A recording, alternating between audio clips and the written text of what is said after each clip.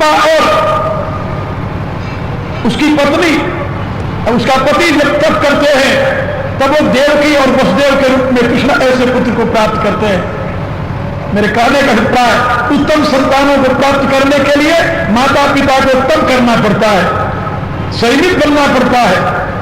उत्तम संतान प्राप्त करने के लिए शुद्ध आहार विहार का ग्रहण करना होता है, क्योंकि उसी रास्ते से आत्माएं शरीर में प्रवेश करती है, आहार विहार के रास्ते से। इसलिए गृहस्थ के ऊपर बहुत बड़ा दायित्व है। एक ये दायित्व है कि वह किस प्रकार की संतति को उत्पन्न करे समाज के लिए। एक बहुत बड़ा दायित्व है कि उसकी शिक्षा के लिए कैसी व्यवस्था करे, कैसी व्यवस्था करे। आप जरा सोचिए, शिक्षा मनुष्य के सृजन का मूल आधार है। मनुष्य में मनुष्यता का सृजन शिक्षा द्वारा होता है। लेकिन यदि माता पिता गफलत में हैं, आजकल की तरह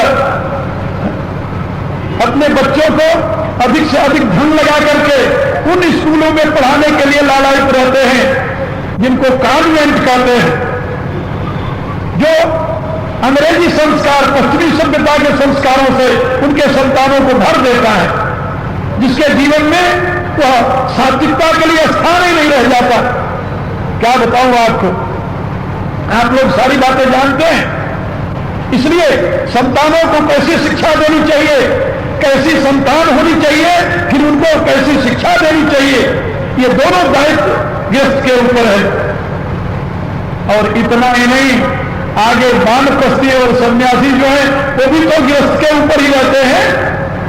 क्योंकि एक सज्जन मेरे से कहने लगे अभी हरिद्वार के कुंभ में कि ये जो महात्मा लोग पैदा होते हैं इनमें बड़े दुर्वसन बनते जा रहे हैं, आप लोग साधु समाज के द्वारा इनका क्या कर रहे हैं। मैंने उनसे पूछा, उनका ये महात्मा किसी महात्मा क्या पैदा हुए हैं, क्या रहा है तुम्हारी है? ये महात्मा जो है किसी महात्मा क्या पैदा हुए हैं? नहीं, किसी गृहस्थ क्या पैदा हुए हैं, वहां संस्कार लेकर के आए हैं। जो संस्कार लेकर के आए हैं तो आप जानते हो, तुलसीदास ने घोषणा की है, मिटे न मलिन स्वभाव अभंगु। महात्मा क्या करेंगे? महात्मा समझा सकते हैं, सद्विचार दे सकते हैं, उनको सही दिशा प्रदान कर सकते हैं। लेकिन जो घर से संस्कार लेकर के आए उन संस्कारों के लिए महात्मा क्या करें और उनके द्वारा क्या किया जा सकता है। महात्मा जो महात्मा बनता है वो भी तो किसी माता पिता से ही पैदा होता है ना। भगवान को भी अवतार लेना होता है, किसी गृहस्थ के यहां लेते हैं। याद रखना, किसी सन्यासी के यहां आज दिन तक किसी भगवान ने अवतार नहीं लिया है। कि लिया है? या किसी महापुरुष ने किसी सन्यासी के यहां जन्म लिया है? नहीं, किसी मां बाप से पैदा हुए, किसी गृहस्थ के यहां पले हैं और गृहस्थ माता पिता के द्वारा ही शिक्षित हुए हैं। वो तो महापुरुष बन जाए, चाहे महात्मा बन जाए, चाहे सन्यासी बन जाए, चाहे राजनेता बन जाए, चाहे धर्म नेता बन जाए, चाहे जो कुछ बन जाए, इन सबको बनाने का जो श्रेय है वो गृहस्थ को है। इसलिए उसके ऊपर बहुत बड़ा दायित्व है। तो नीतिकार कहता है कि सर्वप्रथम सानंदम सदनम, गृहस्थ आश्रम का घर कैसा होना चाहिए। कहा सानंदम सदनम, घर के अंदर प्रवेश करो और प्रवेश करते यदि अंडे भुनने की बदबू आई, मांस भुनने की बदबू आई, कहीं शराब की बोतल की बदबू आई, नाक सड़ गया तुम्हारा, भला आदमी उस घर में प्रवेश नहीं कर सकता, फिर उस घर में कौन निवास करेगा? देवता या आदमी साचर? क्या कहेंगे आप? इसलिए सानंदम सदनम, घर का वातावरण पवित्र हो, जिस घर में नित्य प्रति हवन होता है, जहां पर अगर धूप बत्ती जलाई जाती है, अगरबत्ती जलाई जाती है, सुंदर वातावरण पवित्र रखा जाता है, जहां पर शुद्ध घी के द्वारा भोजन बनता है और घी की सुगंध आ रही भोजन में, आप जरा सोचिए वहां देवता लोग निवास करेंगे। तो सानंदम सदनम, धारा दुहारा शुद्ध, चारों तरफ सफाई, ये नहीं कहीं गंदगी पड़ी हो, कहीं पानी लड़ा मुड़का पड़ा हुआ हो, कहीं कूड़ा पड़ा हो घर में, नहीं, सानंदम सदनम। और सुतस्थ शुद्ध संतान जो हो वो समझदार हो, योग्य हो, जिसको सही शिक्षा दी जाए, माता पिता के प्रति आस्था रखने वाला हो, धर्म के प्रति आस्था रखने वाला हो, ऐसी संतान हो। सानंदम सदनम सुतस्त सुधेय, और कांता न दुर्भाषी, और पत्नी जो हो वो मधुर वाणी बोलने वाली हो। कोई आदमी बाहर से आया, आवाज लगाई, देवी ने अंदर से ऐसे कड़ाके से उत्तर दिया जैसे बादल फटा हो। भला सोचो वो दूसरा सुनने वाला क्या सोचेगा? वो तो यही कहेगा कि हे देवी क्षमा करो, हम जा रहे। और यदि कोई सामने आया, या आदमी दिन भर काम करके आया, बेचारा इसलिए कि दिन भर काम करके आता है, सोचता है घर में चलेंगे तो शांति मिलेगी, और घर में पहुंचा तो वहां देवी जी चली हुई है। अब एक तो परेशानी घर में, ऑफिस में काम करे तो दूसरी परेशानी, क्योंकि बॉस की परेशानी, आज बॉस की भी परेशानी आती है, ये तो आप लोग जान रहे हैं। और घर में यदि उसे मधुर वाणी से स्वागत करने वाली पत्नी नहीं मिली, शीतल जल लेकर के उसके सामने खड़ी नहीं है, और प्रेम से उसका स्वागत करने वाली वहां नहीं है, तो घर में किस लिए जाए? फिर तो कहीं पार्क में बैठकर बोतल चढ़ाएगा ना, कि घर में जाएगा? इसलिए सानंदम सदनम सुतश्च सुधेय कांतान दुर्भाषिणी, नारी का सबसे बड़ा गुण है कि वह मधुर भाषिणी हो। कांतान दुर्भाषिणी, और सन्मित्र को मित्र मत बनाओ, जो तुम्हें कहते हो कि एक पेग ले लो, क्या जाता है, कोई देख नहीं रहा है, हा? या एक सूटा लगा लो, क्या जाता है, सोसाइटी में अच्छे दिखाई दोगे, लोग समझेंगे कि तुम एडवांस पार्टी के हो। हाँ, यदि ऐसे मित्र हो तो असुमित्र परिहरे भलाई, ऐसे मित्रों को दूर से ही त्याग देना चाहिए। सन्मित्र, अच्छे मित्र बनाओ। अच्छे मित्र का लक्षण क्या है? गुण प्रगति और गुण दुर्भावा, जो तुम्हारे में जो गुण है उन गुणों को प्रकाशित करे, जो तुम्हारे दोष है उनका निराकरण करने का प्रयत्न करे, वो तुम्हारा सही मित्र है।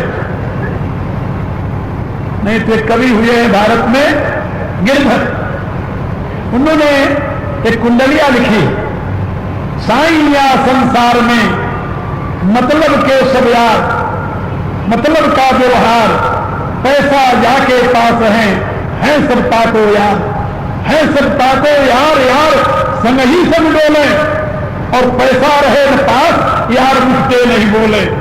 कह गिरधर कविराय जगत करे आही लेखा, करत बिगड़ भी प्रीत यार बिरड़े को देखा। जो तुमसे बिना स्वार्थ का प्रेम करता है वो तुम्हारा मित्र है, जो तुमसे कुछ चाहता है वो तुम्हारा मित्र नहीं बन सकता। याद रखना, ये मित्र के लक्षण बताए गए शास्त्रों में, कि जो तुमसे कुछ चाहता है वो कभी तुम्हारा मित्र नहीं बनेगा, कभी हितैषी नहीं बनेगा। जहां उसकी चाह पूरी हुई वहां तुम्हें धोखा देगा वो। सावधान रहना ऐसे कुमित्र से। तो सर्वमित्रम और सुधनम, सुधनम माने अपनी योग्यता और सामर्थ्य के द्वारा मेहनत करने पर जो मिल जाए उसको सुधनम कहते हैं। और जो बेईमानी से, घुसखोरी से, 420 से या किसी अन्य उपाय से धन आता है उसको सुधनम नहीं कहते, उसको कुधनम कहते हैं शास्त्र में। और चाणक्य ने तो यहां तक लिखा है कि अन्यायोपार्जितम द्रव्यम 10 वर्षान की स्थिति प्राप्यते एकादश वर्षे सर्वमूलम च विनश्चित।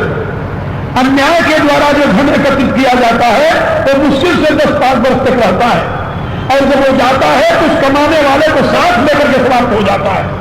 सर्वमूलम च विनश्चित। इसलिए सावधान रहो।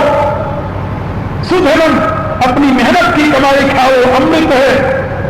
आप लोगों ने वो कहानी जरूर पढ़ी होगी, पंजाब में रहते हो और वो कहानी न जानते ऐसे कैसे हो सकता है कि गुरुदेव के सामने जब 2 व्यक्ति भोजन लेकर के आए, एक गरीब आदमी था जो अपनी मेहनत की कमाई का टिक्कर बना कर ले आया, और एक आदमी वो था जो पाप की कमाई से इकट्ठा किया हुआ धन उससे सुंदर मिष्ठान बना कर ले आया। और गुरुदेव ने उस टिक्कर को स्वीकार कर लिया और उसके कुएं को अस्वीकार कर दिया। जब उसने प्रश्न किया कि ऐसा क्यों आप करते हो, तो दोनों को लेकर उन्होंने दबाया। मेहनत की कमाई से दूध निकला और उसकी दूसरी कमाई से रक्त चूने लगा। ये तो कहानी आप लोग पढ़े हो ना, ये गप नहीं है, इतिहास की घटना है। और इतिहास की घटनाएं आपको बताती है कि यदि आप बुरे ढंग से धन इकट्ठा करते हैं तो उसमें से खून की धारा निकलेगी, दूध की धारा नहीं निकलने वाली है। वह आपके लिए अमृत नहीं होगा, विष होगा। आपकी संतानों के लिए वो विष का काम करेगा, याद रखो। हमने देखा ऐसे लोगों को जो बुरे तरीके से पैदा करके अपने बच्चे को कॉन्वेंट आज ऊंचे स्कूलों में अच्छे कहे जाने वाले, अच्छे तो नहीं होते हमारी दृष्टि से, तो जीवन को भ्रष्ट करने के साधन है, लेकिन उन स्कूलों में शिक्षा दिला देते हैं। बाद में जो सर्विस में लग जाते हैं माँ बाप को पूछते नहीं, तो माँ बाप रोते हुए बैठे रहते हैं घर। तो उनके कर्मों का ही परिणाम होता है जिसके लिए रोते हैं कि क्या करें, कोई पूछने वाला नहीं है। और अब तो भारत में इससे बड़े शर्म की बात क्या हो सकती है, जहां पर नित्य वृद्धों से भी ना ऐसी शिक्षा दी जाती थी कि नित्य प्रति वृद्धों की सेवा करो, परिवार में जो वृद्ध है तुम्हारा देवता से बढ़ करके है। आज इस देश में वृद्धाश्रम बनना शुरू हो गया। वृद्धाश्रम नाम रखा है, वैसे तो उसे कहते हैं old house, old man house. ये अमेरिका और यूरोप से आया है ओल्ड मैन हाउस। एक बार मैं गया चित्रकूट में, तो वहां पर लिखा हुआ था ओल्ड मैन हाउस, वृद्धाश्रम, वृद्धाश्रम लिखा हुआ था। तो मैं वहां गया तो सब बैठे हुए लोग थे, उनसे बातें करने लगा तो सब रिटायर्ड लोग थे, कोई ऑफिसर थे, बड़े बड़े और वो थे। तो मैंने उनसे पूछा, हमका यहाँ वृद्धाश्रम क्यों लिखा रखा? भाई तुम लोग पढ़े लिखे हो और तुम्हें पेंशन भी मिलती है सरकार की, और यहाँ तुम लोग रहते हो, करीब 150 लोग रहते हो वहां पर, हमका इसको वृद्धाश्रम क्यों लिखाया? कहा तो फिर हमका यहाँ बाण प्रस्थाश्रम क्यों नहीं लिखाया? उसका जो व्यवस्थापक थे वो कोई रिटायर पुलिस के बड़े अफसर जो होते हैं किसी प्रांत के, वो थे, वो यूपी के रिटायर थे। मैंने उनसे पूछा, हम क्या किए वृद्धाश्रम क्यों? मेरे कहते स्वामी जी क्या करें, पहले यहाँ वृद्धाश्रम ये ने लिखाया था, लेकिन सरकार ने कहा कि वृद्धाश्रम जब लिखाओगे, हमने कहा बाण प्रस्थाश्रम क्यों नहीं लिखाया? कहा पहले यहाँ बाण प्रस्थाश्रम लिखाया था, तो सरकार ने कहा यदि बाण प्रस्थाश्रम लिखाओगे तो हम एड नहीं देंगे, यदि एड लेना हो तो यहाँ वृद्धाश्रम लिखाई। तो हमने बाण प्रस्थाश्रम हटा करके एड लेने के लिए वृद्धाश्रम लिखा दिया। हम कहा भले आदमी, पहले पुलिस की नौकरी करते रहे तो कितनी बेईमानी की होगी तो तुम जानो। अभी सरकार तुम्हें इतना पेंशन देती है और इतने पेंशन लेते हुए भी सरकार से और एड लेने की तुम्हारी वासना बनी हुई है। ये पेंशन जानते हो किसके द्वारा मिल रही तुम्हें? जनता के द्वारा। जो तुमने सेवा किया है, जनता के मेहनत का जो परिणाम है वो तुम्हें मिल रहा है, और उतने से तुम्हारी तृप्ति नहीं हो रही है, तुम्हें सरकार के एड और चाहिए इसको चलाने के लिए। तो कहने लगा क्या बताऊं स्वामी जी, मैं ही अकेला थोड़ा ही, यहाँ और भी लोग होते हैं, सबकी ऐसी राय थी सरकार एड दे, तो हमने बाण पर हटाकर वृद्धाश्रम निकाल दिया।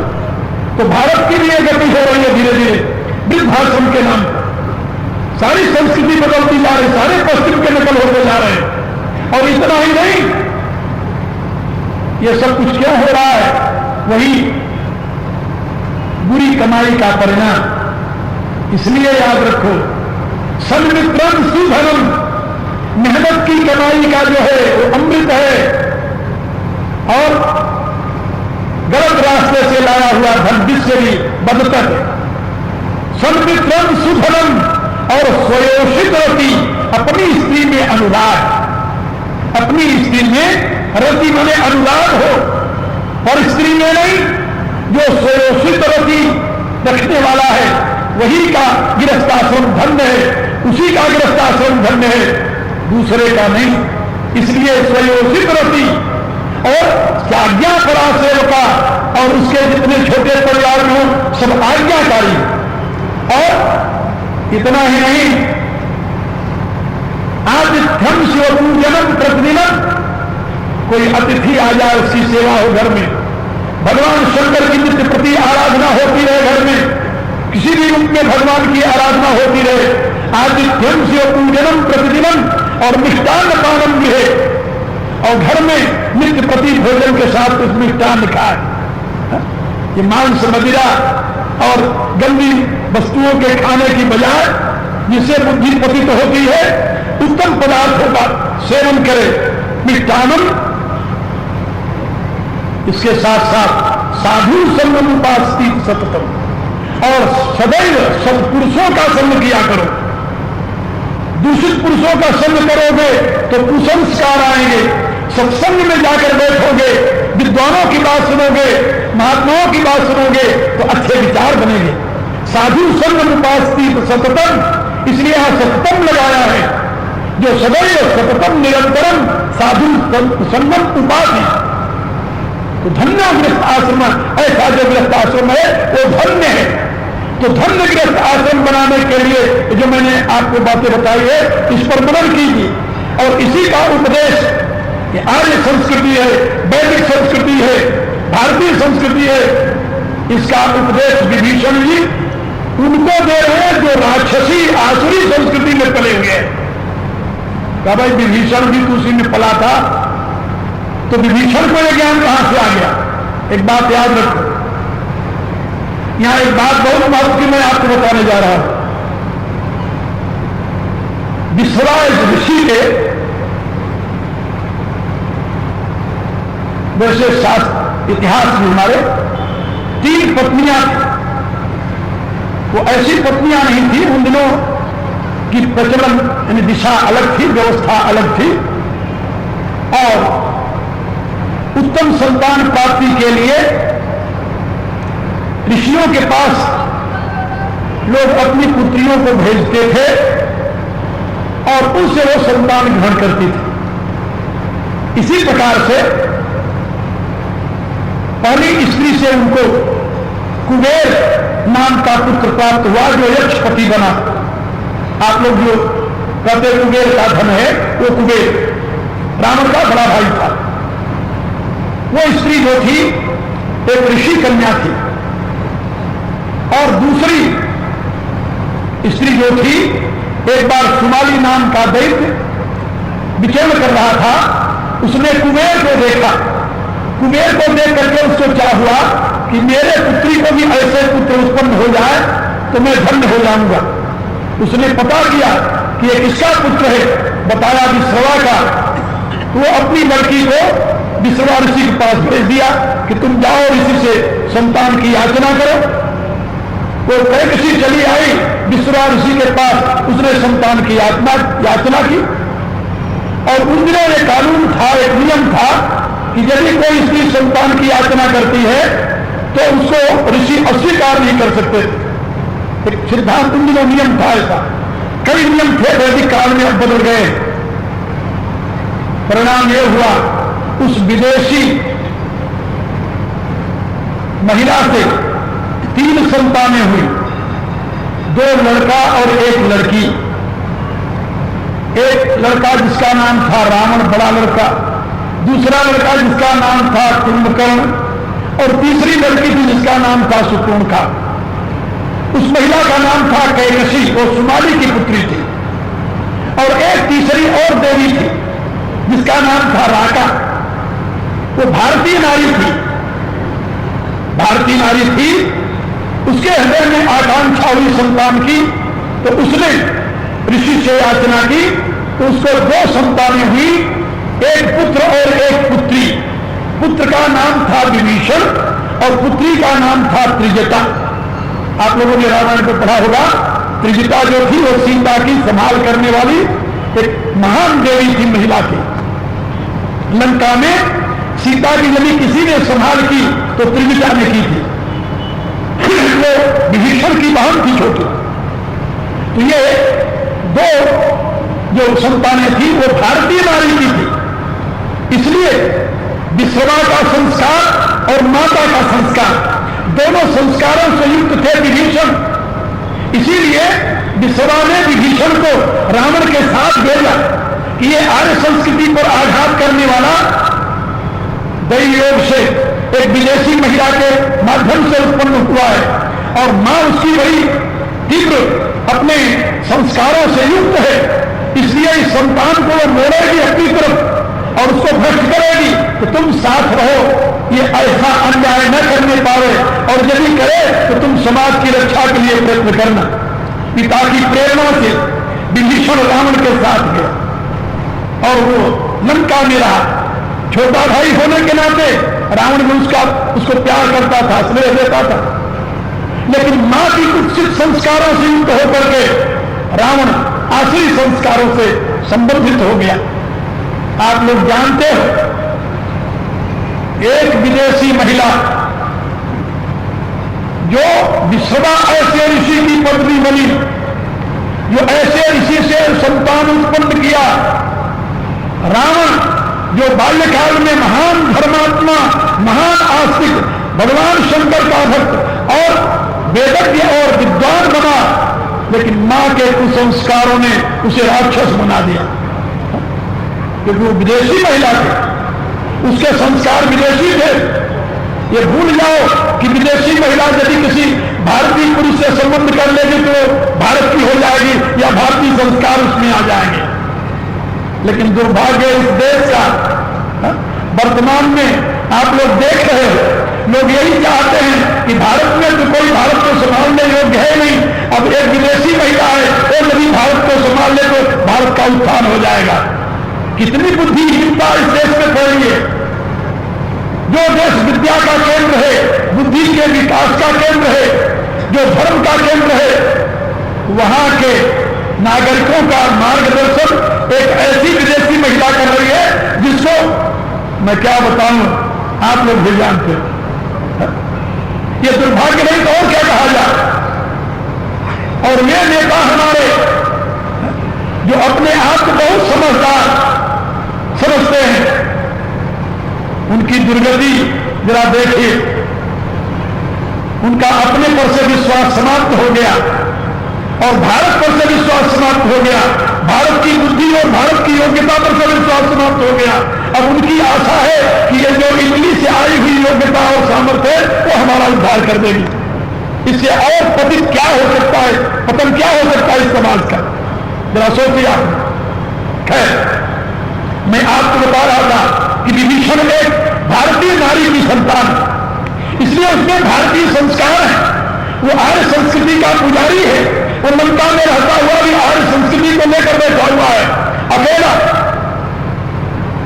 लेकिन एक विदेशी महिला की संतान होने के नाते उसी के पिता के द्वारा उत्पन्न हुआ उसका बड़ा भाई रावण राक्षसी आसुरी संस्कृति का प्रतिनिधि बना हुआ है। और विभीषण निर्भय होकर के उस आसुर समाज में भी अपने सिद्धांतों की घोषणा करता हुआ उनको समझाने का प्रयत्न कर रहा है, हाथ जोड़ करके, शक्ति के द्वारा नहीं, प्रेम के द्वारा, भक्ति के द्वारा उसे याचना कर रहा है।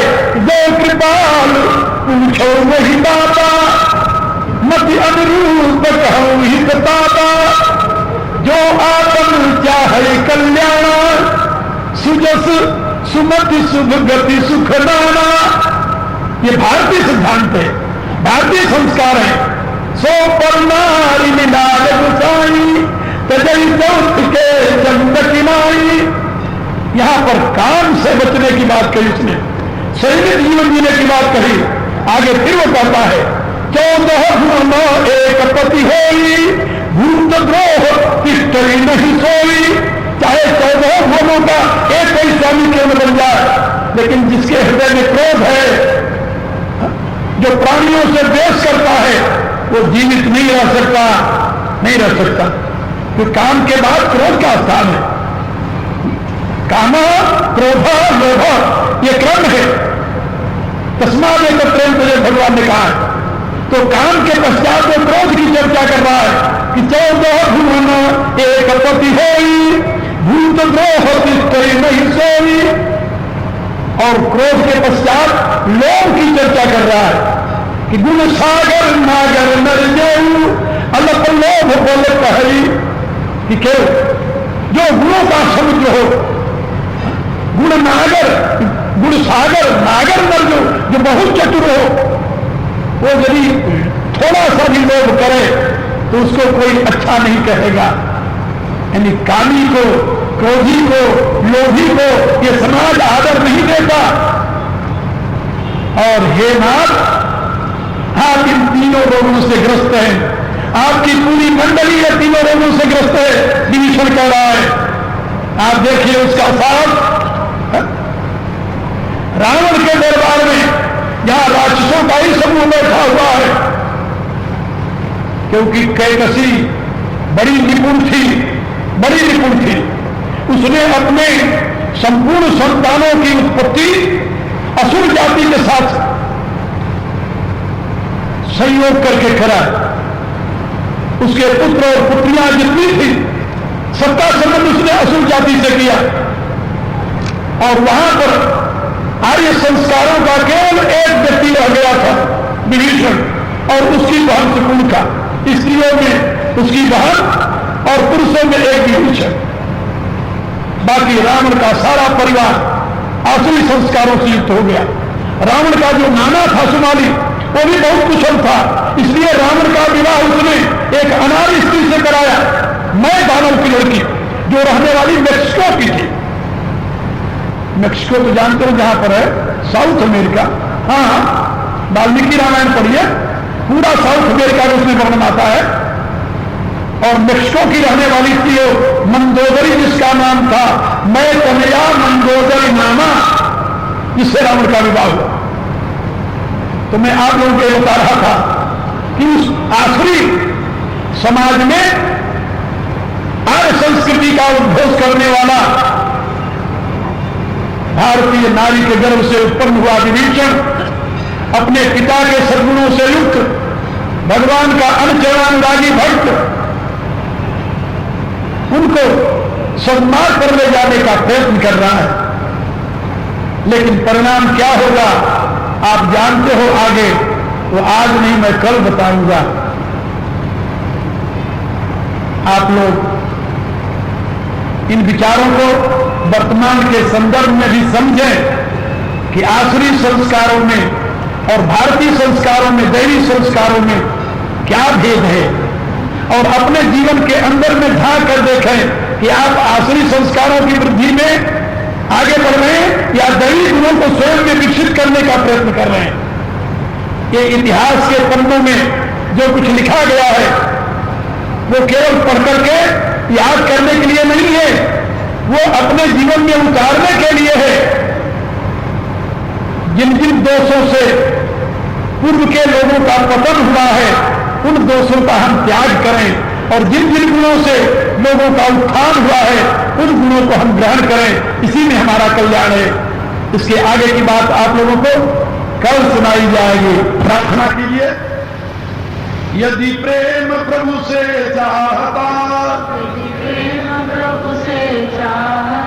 अभिमान को तजता करे, दे छोड़ सब अरमान नित, हरि नाम जप दिन रात रे,